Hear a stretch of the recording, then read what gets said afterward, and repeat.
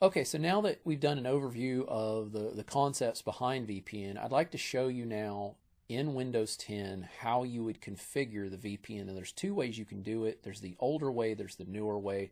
I'll show you the newer way first, and then I'll touch on the older way. Now, I also want to warn you that if you're taking the exam, this could be something they ask you to do in a lab scenario. So I'm going to go here now, and I'm going to click Start, and then Settings. And then right here, I've got Network and Internet. And then I've got a VPN button right here. So I'm going to click the VPN button. All right, and at that point, I would click Add VPN. All right. I would specify my VPN provider. Now, of course, there's not really a lot of options here. You'll see you have Windows. That's your only option. Now, granted, I will say this. If you were connecting in like a Cisco VPN or something, you could install the Cisco VPN provider and use that. There's other providers you could install, but by default, there's only one, okay? And then I would put in the name of the VPN connection. So I'm going to say this is exam lab practice VPN. I'm going to give it that name, and then I'm going to put in the server address that you saw in that last that drawing I did. So I'm going to do vpn.examlabpractice.com. At that point, you would select the type of VPN you want to go with, PPTP, L2TP with the certificate, L2TP with the pre-shared key, which is just a password. That's all that is. You can do SSTP or IKEV2, which is the one I'm going to select. Okay? And then from there, you can say type the username and password. If you want to use a smart card, you can even use those one-time password scenarios where it sends a code if your company has one of those services set up. Or you could use a certificate technology where you provide a digital certificate. But I'm going to do username and password. If you wanted to go ahead and put your username and password in here, you could. And then you can say, remember my sign-in info. I'm going to hit save.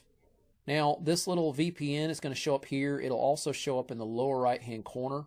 I can click that, and you'll see I've got Exam Lab Practice VPN. I can click that. So if I was let's say I was a laptop user, I was at home, and I wanted to connect into the company's VPN, I could click that, click Connect, okay? And then at that point, if the actual VPN server was really there and existed, I could remote into it, okay? We don't really get into this class. We don't get into setting it up on the server side, but if you did have a server set up, and you had a VPN going, or you also, not only could you have a RAS server, instead you could have what's called a VPN concentrator, which is a unit you could buy, an appliance you could buy that does VPN. Some companies go that route, okay?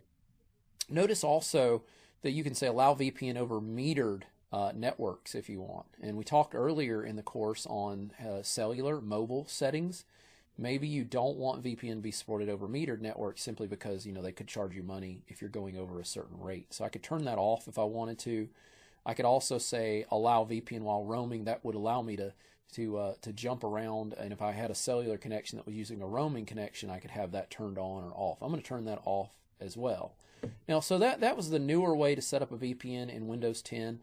You can still do it the old way, which is the way we did it in Windows 7 and 8. If I go to Control Panel, type Control down there under the search bar, and then if I go to the Network and Sharing Center, and then from there, I can click Set up a network network connection, or set up a new connection or network. Click that. Connect to a workplace. Okay, and at that point, I could say, no, I want to create a new connection and then specify VPN. You could even select dial-up if you wanted. But I would say new VPN, and then I would put in my VPN info here. So it's the same thing, just done slightly different. You end up doing the exact same process, though. Really, you end up with the same type of VPN connection, all that, if you do it through here. Okay. Also, once a VPN is created, you have a VPN adapter. So you're going to notice that I have that adapter, and I can actually go to the properties of that adapter, and I can configure things on this adapter, such as the IKE connection here. I can even configure the authentication protocol I can use. The default one everybody usually uses is something called EAP, Extensible Authentication Protocol. EAP is a very powerful protocol because it can support pretty much every type of authentication: password encryption, password authentication, PIN number authentication, smart card authentication, biometric authentication, so like facial recognition, fingerprint matching, retina scanning, all that stuff, if your company has that hardware set up. So you can really lock down authentication if you want. And all of this stuff can be controlled through provisioning packages, through autopilot, Intune, as well as group policies as well. So you can control all these settings on people's machines if you need to. Okay, so hopefully that gives you a good understanding of setting up a VPN connection on the Windows 10 side.